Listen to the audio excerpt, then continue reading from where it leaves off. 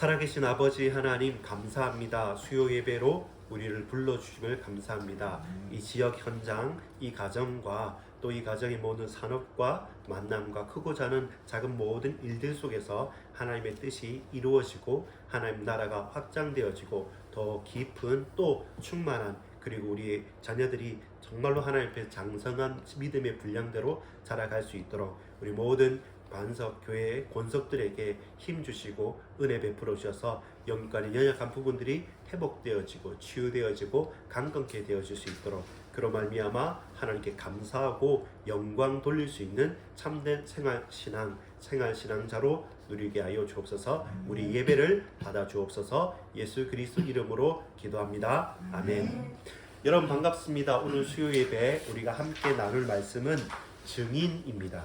증인은 나 스스로 내가 증인입니다 라고 말하는 것이 아니라 내가 증인인 이유는 그 증거를 가진 자죠. 그리고 우리는 누구의 증인이냐면 많은 사람의 증인도 될 수 있고 또는 법정의 증인으로 설 수 있지만 오늘 우리가 집중해야 될 것은 예수 그리스도의 증인이고 하나님의 말씀 복음의 증인으로 살아가는 또 그 증인으로서 우리가 가진 이 증거라는 것은 머릿속에서 생각만 하고 또 그냥 상상만 하는 것이 아니라 실제로 우리가 우리의 삶을 생활을 살아가면서 하나님 주신 증거를 말씀을 붙잡고 기도했는데 그 말씀의 성취의 증거를 가진 예수 그리스도의 말씀의 증인 그리고 그것이 경험으로 하나님이 발견되어지고 알아지고 또 깨달아지는 그런 신앙생활로 일부가 아니라 우리의 생활이 신앙이 되어지고 말씀이 삶이 되어지고 그 삶이 예배로서의 우리의 현장에 드러나기를 간절히 소망합니다. 우리 요한복음 17장 3절 크게 한 번 더 같이 읽어보겠습니다. 시작. 영생은 곧 유일하신 참 하나님과 그가 보내신 자 예수 그리스도를 아는 것입니다. 좋습니다. 어떻게 하나님을 알 수 있습니까? 또 하나님을 안다는 것이 저와 여러분에게 어떤 의미가 있습니까? 거기에 대한 질문에 대해서 대답하는 것이 신앙생활이고 우리의 삶이 신앙생활로서 생활신앙인으로 되어지는 겁니다. 그래서 구원받았다, 하나님의 자녀가 됐다, 우리가 영원한 생명을 얻었다는 것이 뭐냐라는 제자들과 무리들의 질문에서 예수님께서 기도하시면서 그들에게 대답하는 것이 영생은 곧 유일하신 참 하나님을 아는 것.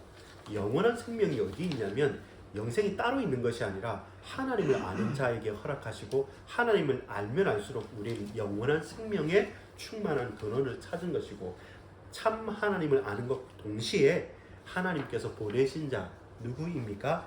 예수 그리스도 성자 하나님이신 예수님 당신 자신은 하나님을 본 자는 나를 보았다라고 말씀한 것처럼 우리는 하나님을 알고 예수 그리스도를 아는 것 그것이 우리에게 영원한 생명이고 구원받은 하나님 자녀의 지표가 되어지는 겁니다. 경험으로 하나님을 안다는 것이 우리가 감각적으로 은혜를 받았으니까 혹은 오늘은 어떤 내게 찌릿찌릿한 감정이 있다, 뭔가 눈물이 난다, 뭔가 흥분된다 그런 것이 아니고요. 하나님을 안다는 것은 예수님에 대해서 하나님에 대해서 책을 많이 보고 신학 공부를 하고 어떤 훈련을 많이 받고 세미나를 많이 들어서 잡다한 여러 가지 지식이 있으면 좋겠죠. 근데 대해서 아는 것이 아니라 하나님이 내게 오셨다는 겁니다. 예수 그리스도로 말미암아 우리 인생이 바뀌었다는 것입니다. 내 인생의 주인이 내가 아니라 다른 사람이 아니라 돈이 아니라 하나님이 나의 주인이 되셔서 내게 왔다는 것입니다. 계시록 3장 20절처럼 우리가 하나님을 모셔드린 겁니다. 또 하나님께서 저와 여러분에게 오셨습니다. 그래서 우리는 거부할 수 있는 게 아닙니다. 단순하게 영접하는 것이 아니라 저와 여러분의 인생에서 하나님께서 주인이 되셔서 우리를 붙들고 우리를 주장하고 우리를 인도하시면서 내가 동행 혹은 임마누엘 하신 하나님을 우리가 믿고 고백하는 것이죠. 그리스도께서 저로 말미암아 여러분으로 말미암아 하나님 안에 하나님의 자녀로서 우리의 신분, 생각, 마음 모든 인격들이 완전히 바뀌어지는 것이죠. 그래서 누구누구에 대해서 아는 것이 아니라 우리가 하나님의 자녀가 된 거죠. 그래서 하나님을 아는 것, 인격적으로. 그리고 예수 그리스도를 아는 것. 그 말은 무엇이겠습니까? 그 관계가 다르다는 겁니다. 어떤 관계입니까? 성부, 성자, 성령 하나님께서 사랑의 신비로운 언약적인 관계 가운데서 영원하고 유일하신 참 하나님이시듯이 저와 여러분도 그리스도 예수로 말미암아 하나님의 자녀로 하나님의 사랑의 은혜 속에 우리가 풍덩 빠진 것이고 우리 거부할 수 없는 그 하나님의 자녀라는 우리의 신분과 권세가 바뀌어진 것이죠. 그래서 이것은 5장 6부 우리 육신만이 아니라 저와 여러분 영적으로 거듭난 것이고 완전히 새로워진 겁니다. 그런 의미로서 경험한다, 안다는 것은 다른 의미입니다. 우리의 체험이라는 것이 단순하게 먹어서 보아서 만져서가 아니라 우리의 신분과 우리의 생존 자체, 우리의 모든 것들이 바뀌었다는 겁니다. 자, 나는, 여러분은, 우리는 하나님을 어떻게 알고 있습니까? 성경에서 그러면 하나님을 알았다, 하나님에 대해서 안다, 하나님의 자녀가 됐다라고 할 때 과연 이것은 어떤 장면을, 어떤 일들을 말할 수 있을까요? 여러분은 내가 하나님을 체험했어요, 나 이런 하나님을 만났어요, 나 예수님을 만나보니까 너무 좋아요 라고 할 때 과연 그게 어떤 의미로서 우리에게 다가옵니까? 오늘 두 명의 인물에 대해서 한번 알아볼 건데요. 그게 뭐냐면 우리가 이번 주일에도 봤지만 아브라함에 대한 내용과 그리고 모세와 이스라엘 백성들에 대한 큰 두 본문을 통해서 우리가 하나님에 대해서 안다는 게 뭔가, 하나님을 안다, 하나님을 경험한다는 게 뭔가를 좀 살펴보도록 하겠습니다. 본론 제목을 읽어보겠습니다. 시작. 하나님의 이름을 아는 것은 곧 하나님의 임재와 개인적 체험이 필요합니다. 야, 이게 무슨 말이겠습니까? 하나님을 안다는 것이 어떤 거냐면 하나님의 이름을 아는 것입니다. 하나님을 아는 것과 하나님 이름을 아는 게 뭡니까? 라고 할 때 하나님께서 누구를 부르십니까? 아브라함도 불렀고 이삭도 불렀고 모세도 부르고 다윗도 부르고 사무엘아 사무엘도 부르고 또 부활하신 주님께서는 바울을 부르실 때 뭐라고 말씀하시냐면 사울아 사울아 네가 왜 나를 핍박하느냐라고 할 때 누구십니까? 물어보잖아요. 그때 당신을 나타내는 거죠. 나는 네가 핍박하는 예수라.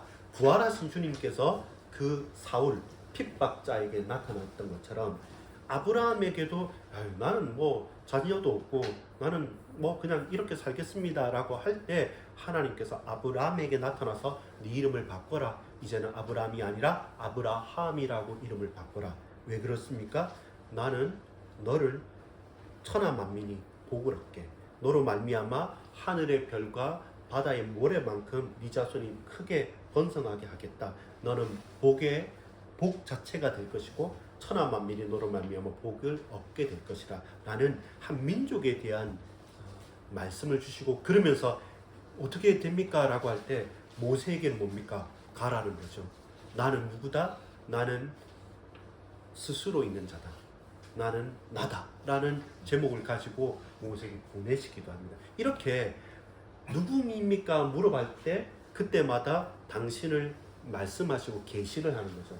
나는 아브라함의 하나님, 이삭의 하나님, 야곱에게 나타났다는 하나님, 또 모세 이후에 이스라엘 백성들한테 나타날 때마다 나는 애굽 땅 종되었던 곳에서 너희를 인도하여 낸 나 여호와가 네게 이같이 이루노라 라고 말씀하시는 것은 뭡니까? 당신을 드러내고 당신의 이름을 들려주신 겁니다. 깨닫게 하십니다. 누구십니까? 라고 할 때 나는 스스로 있는 자다. 누구십니까? 나는 너를 저기 사망의 음침한 골짜기에서 건져낼 나는 보호자다.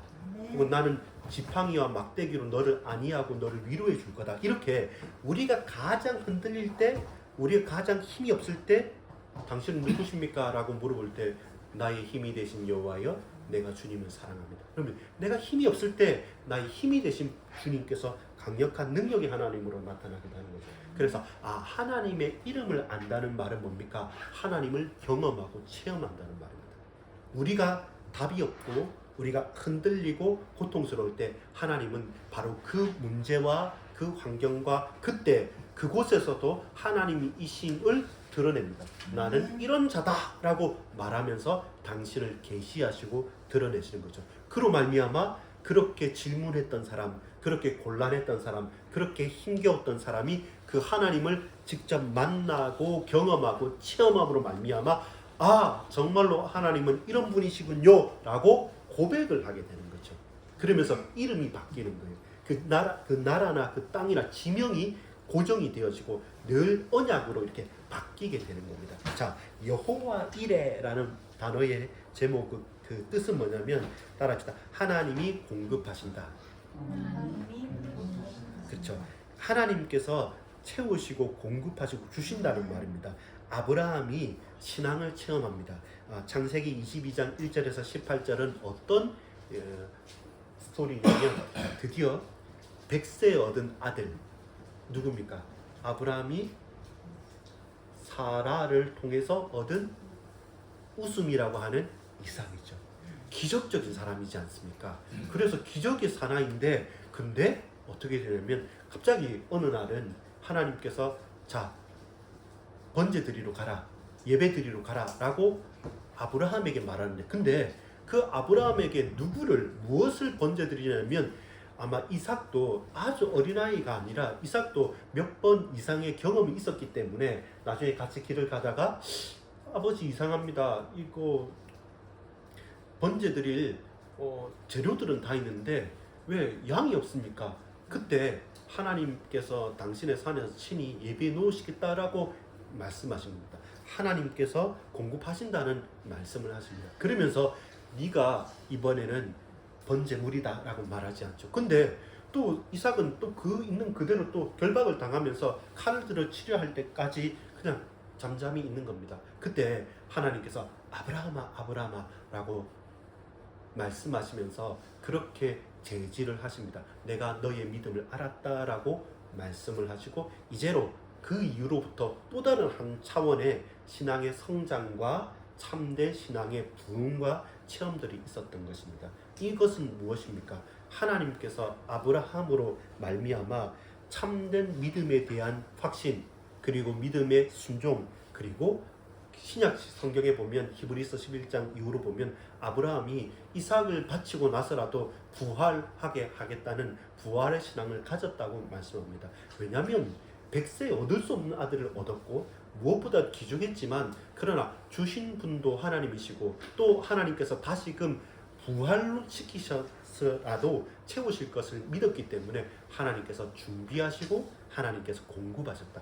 그렇게 이삭을 결박을 풀고 보니까 저기 숫풀에 걸려있는 숫양이 있었던 거죠. 그로 말미암아 그 숫양을 잡아서 하나님께 예배 제사를 번제를 드리게 됩니다. 그러면서 뭐라고 말합니까?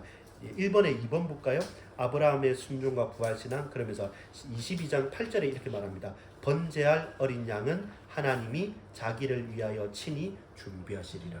그렇게 친히 준비하신 하나님께서 공급하신 그곳이 어디냐라고 할 때 무엇입니까? 이런 하나님을 만나고 이런 하나님을 경험하고 나서 하나님의 뜻을 따라서 그 장소의 이름을 뭐라고 말합니까? 여호와 이레라고 정합니다. 이것이 이름의 중요한 내용입니다. 하나님의 이름, 하나님께서 하신 일, 하나님의 역사가 우리 현장에서 체험되어지고 만나는 거죠. 그게 무엇이 됩니까? 지역 이름이 된 거죠. 이 지역은 여호와의 이레다. 그럴 때마다 여호와 이레, 여호와 이레, 여호와 이레 부를 때마다 하나님께서 공급하셨는데 뭘 공급했습니까? 라고 말할 때마다 어떤 이야기가 생깁니까? 이삭과 아브라함과 하나님께서 숫양을 예비하신 그 이야기가 계속적으로 또 기억되고 또 선포되고 또 고백되게 되는 거죠. 그러면서 그때는 뭡니까? 내가 없는데 내가 할 수 없는데 내가 준비할 수 없는데 근데 하나님께서 미리 준비하시고 하나님께서 친히 공급하신다. 그리고 우리에게 있어서 그 아브라함에게 있어서 하나님은 어떤 하나님입니까? 나의 독자 이삭 대신에 하나님께서 친히 준비하신다. 우리가 아무리 준비를 많이 하고 우리가 아무리 최대한 갖춘다 할지라도 결국 하나님은 모든 것을 다 준비하시고 공급하시고 채우시는 분이다. 이것은 아브라함이 느낀 것이에요. 또 체험한 거예요. 그리고 또 고백한 것이고 그것이 확실하기 때문에 그 땅을 여호와 이레라고 바꾸면서까지 기억하라고 한 것입니다. 여러분 조금 생각이 됩니까? 우리가 하나님을 경험한다, 하나님을 체험한다는 것은 그냥 아주 신비적인 경험이 아니라 우리의 형편과 처지가 서로 다르고 어떤 때는 좋고 싫은 여러 가지 일들 가운데서 하나님이 내 삶에 개입하시고 역사하시고 주도하시고 인도하신 그것에 대해서 우리가 고백할 수밖에 없는 그 현장, 그 연장을 체험하고 가면 이제 항상 아브라함에게 있어서는 모든 것을 공급하시는 하나님에 대한 체험과 경험이 있는 것이죠. 그것을 본 이삭도 마찬가지지 않겠습니까? 그래서 나중에 이삭은 아브라함의 우물을 팠던 사람이지 않습니까? 이삭은 우물 파는데 전문성이 있었습니다. 양보 다 해도 또 아버지가 팠던 옛날에 있었던 우물을 파고 우물을 파면서 나중에 셈의 군원을 얻게 된 것이죠. 왜냐하면 하나님이 공급하시는 분이니까. 나는 여호와 이레의 하나님을 체험하고 경험했으니까. 우리의 아무리 연약하더라도 하나님은 채우시고 하나님 친히 공급하신다. 이런 하나님을 우리가 경험하고 체험하게 된다면 우리가 빈궁해지고 공고해질 그때 사람을 의지하고 스스로를 의지하고 내가 뭔가를 다 짜간다 할지라도 결국 공급하시는 분은 하나님, 여호와 하나님 한 분밖에 없구나. 이런 체험들이, 이런 경험들이 나타나야 되는 겁니다. 두 번째 인물은 누구냐면 이제 모세와 이스라엘 백성들입니다. 자, 출애굽기 17장 8절부터 15절까지는 어떤 장면이냐면 아말렉과 전투를 하는 장면입니다.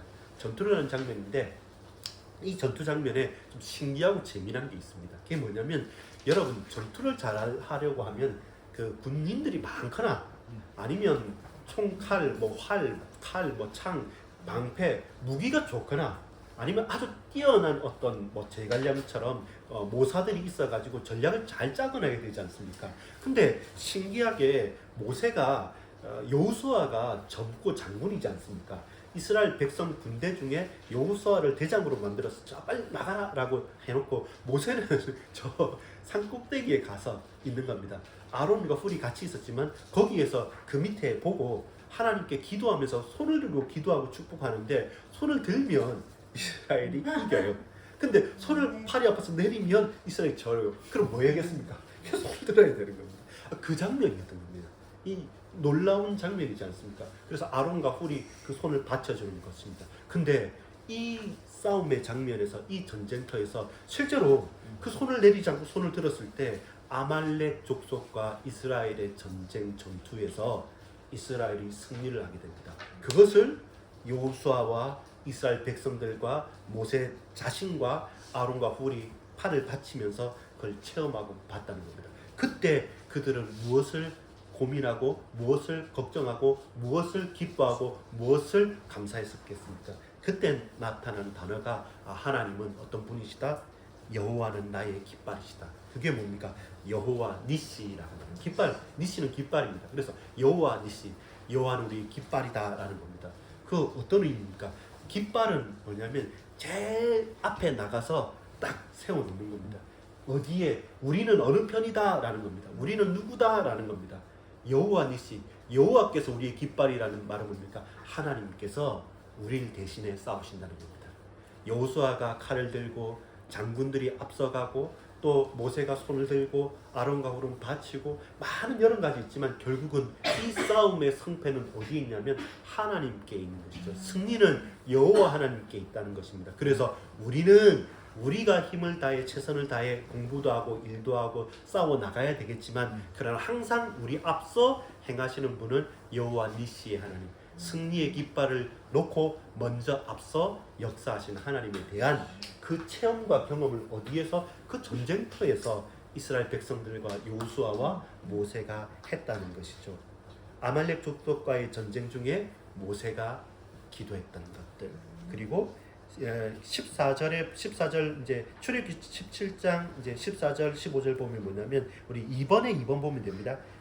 2번 승리한 후 같이 읽어볼까요? 승리한 후 책에 기록하여 기념하고 그곳에 제단을 쌓고 여호와 니시라 이름을 했습니다.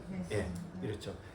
딱 이때 하나님께서 명령하시죠. 자, 이 일을 기록해라는 겁니다. 기록해서 보존하고 그걸 읽고 기억해라고 말하고 또 그 지명 자체를 그 전쟁터 싸웠던 그리고 손들었던 그곳에 여기에 뭐라고 하면 제단을 쌓고 이곳은 이제부터 여호와 니시다. 그러면 지날 때마다 그곳에서 제단을 볼 때마다 여호와 니시, 왜 여호와 니시냐 이렇게 고백하면 아까 여호와 이레라고 한 것처럼 이제는 이곳에 있는 묻는 사람들마다 하나님은 우리의 승리의 깃발이 되신다는 고백을 하게 되는 거죠. 그들은 뭡니까? 전쟁 중에 많은 대적 가운데서 여러 가지 큰 위협 속에서 여호와 하나님께서 나의 깃발이 되신다, 승리의 깃발이 되신다, 여호와 니시다라고 고백한 것은 뭡니까? 그 승리의 경험을 체험하고 고백한 사람이에요. 그럼 다음에 여호수아가 또 다른 족속들과의 싸움할 때 항상 마음에 담는 건 뭐고, 우리 가슴에 품는 건 뭐고, 그 후대들에게 전달할 것은 뭡니까?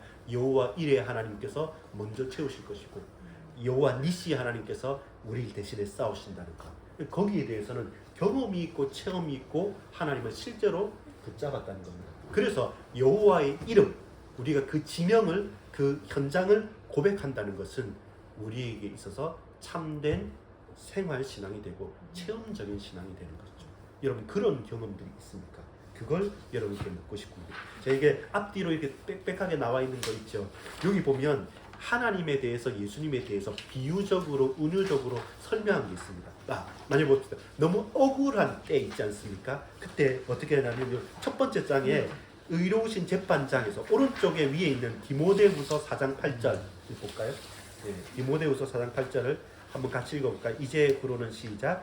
이제 그로는 나를 위하여 의의 면류관이 예비되었으므로 주 곧 의로우신 재판장이 그날에 내게 주실 것이며 내게만 아니라 주의 나타나심을 사모하는 모든 자에게 보리라. 이런 거죠. 우리가 답답하고 누구도 몰라줄 것 같고 아무도 이게 불가능하다 할 때, 그때 우리가 디모데후서 4장 8절을 고백하고 묵상하고 외면서, 그래, 하나님 의로운 재판장이야, 하나님께서 판단하시고 하나님께서 붙으시겠지, 이렇게 우리 한해 묵상의 거리가 되는 거죠. 또 이 본문과 이 내용은 그와 같은 편집글이든 그 체험이든 그것을 고백했던 생활신앙을 체험했던 자들의 고백에 대한 반응이기도 하고 그 계시이기도 한 겁니다. 자, 또 볼까요? 시편 140편 7절에 있는데 그 의로우신 재판관 중간에 보면 내 구원의 능력 있죠. 시편 147편 한번 읽어볼까요? 시작. 내 구원의 능력이신 주 여호와여, 전쟁의 날에 주께서 내 머리를 가려 주셨나이다. 그렇죠? 머리를 가려 주신다는 말은 뭡니까? 보호해 주신다는 거죠. 왜 그렇습니까? 구원의 능력이 주님께 있기 때문에, 우리 하나님께서 나를 구원하셨기 때문에 그 생명의 위협이 있는 그 전장에서도 가려주시고 보호해 주신다는, 그렇다면 내 구원의 능력이 사람에게 있지 않고 하나님께 있다는 것이죠. 예, 그리고 너무 외롭습니까? 아무도 우리를 도와주지 않습니까? 거기에 그 라인의 맨 끝에 우리 아버지 볼까요? 이사야 64장 8절. 그러나 시작. 그러나 여호와여, 이제 주는 우리 아버지시니이다. 우리는 진흙이요 주는 토기장이시니 우리는 다 주의 손으로 지으신 것입니다. 아무도 나를 몰라준다, 근본도 없고 우리를 흙수저라고 나는 누구도 의지할 수 없다. 아니요, 하나님께서 주는 우리 아버지가 되시고 주께서 토기장으로 나를 빚으셨는데 누가 나를 모함하고 누가 나를 대적하리요?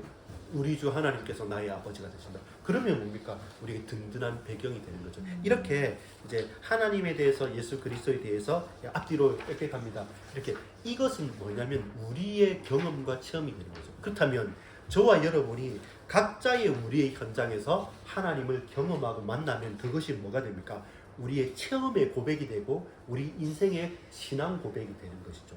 결론 맺겠습니다. 결론 제목을 한번 읽어볼까요? 하나님은 시작. 하나님은 목적을 가지고 하나님 자신을 계시하십니다. 무엇입니까? 사랑의 관계 가운데 당신의 이름을 드러내시는 겁니다. 우리로 말미암아 이런 하나님, 저런 하나님, 우리의 이런 하나님, 이렇게 말씀하면서 우리 각자에게 당신의 전능하신 하나님 되심을 드러내고 고백해 하시는 겁니다. 그 고백할 때마다 우리는 그런 하나님을 체험하는 거죠. 우리는 어떤 하나의 편협한 하나님이 아니라 우리 만민에게 만방에 선포되고 주 대신 참 하나님이심을 드러내는 그 하나님과 사랑의 관계 가운데 하나님의 자녀로서 주님을 고백하는 겁니다. 여러분, 이런 하나님과의 관계가 지속되어지면 그 생활의 신앙이 계속 살아갈 때마다 우리의 모든 경험들 하나하나가 하나님을 체험하고 만나는 일이 되는 거죠. 그렇죠? 그러면서 무엇입니까? 핵심은 이겁니다. 하나님의 임재하심. 하나님께서 바로 지금 이곳에 주장하신다. 함께 계신다. 그렇다면 우리는 그 하나님을 믿고 그 하나님 말씀을 순종하는 것입니다. 히브리 사람들은 그 이름이 그들의 성격이고 본질이었습니다. 이름을 부르는 것 자체는 무엇입니까? 요곳에 와 달라는 임재에 청하는 겁니다. 마찬가지지 않습니까? 우리들도 길 가다가 집사님, 권사님, 장로님, 목사님 이렇게 하면 뒤돌아보지 않습니까? 이 음성을 듣고 나와 함께 대화하자, 이곳에 머물르라 라는 거죠. 무슨 말인지 알겠습니까? 우리가 항상 여호와 라파의 하나님, 치유의 하나님, 여호와 니시의 하나님, 여호와 샬롬의 하나님, 여호와 이레의 하나님을 계속 고백하고 고백한다는 말은 뭡니까? 이 장소에, 우리 이 현장에 하나님 임재해 주십시오. 그리고 이 고백대로 그렇게 역사하셨던 하나님께서 지금도 우리를 채워주십시오. 지금 이곳에서도 여호와 이레의 하나님이 필요하고 지금 이 현장에도 여호와의 니시의 하나님이 필요합니다. 나는 그 하나님의 이름을 고백합니다. 그 하나님의 이름을 찬양합니다. 그 하나님의 이름을 높입니다. 그렇게 저와 여러분은 어떻게 하나님을 경험해가고 하나님을 체험해가는 것입니다. 하나님의 이름을 부르고 또 간구하십시오. 또 부르고 또 찬양하십시오. 그렇게 저와 여러분은 하나님의 은혜의 관계 속에서 항상 하나님을 경험해가는, 살아있는 우리의 생활이, 우리의 삶이 신앙의 고백이 되는 우리 모든 반석교회 권속들 다 되어지기를 소망하고 감사드리고 찬양 드립니다. 기도하겠습니다. 하나님, 우리의 모든 관심과 초점이 오로지 하나님께로만 고정되어지고 몰입되어지고 집중되어질 수 있도록 인도해 주옵소서. 하나님의 이름을 찬양하고 고백합니다. 이것이 우리 인생의 최고의 신앙의 고백이 되어지길 원합니다.